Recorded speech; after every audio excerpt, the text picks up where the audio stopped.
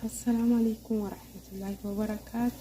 እንዴት ናችሁ ቻናሌ ቤተሰቦች? እንዲሁም ክርስቲያን ወገኖቼ ሰላም ብያለሁ። በያላችሁበት ያለ ሰላምና እዝነት ይለያችሁ። ሀባይብ ለቪዲዮአችሁ ላይክ ሰብስክራይብ አረጋችሁ አበረታቱኝ።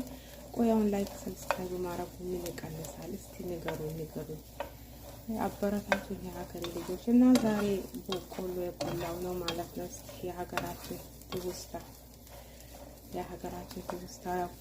አሁን በብርዱ ሰዓት እነሱም በጣም ነው የሚወዱት እንደዚህ አይነት ነገር እና ለነሱ ቀቅዬ ለኛ ደግሞ የቆላን ነው ማለት ነው።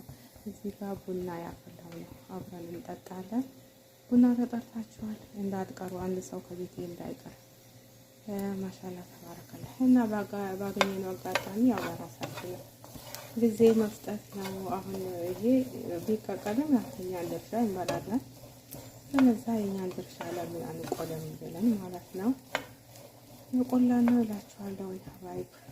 እና ቡና አብረን እንጠጣለን። ቡና ተጠርታችኋል፣ የትም እንዳትሄዱ እስከ መጨረሻው ተከታተሉ።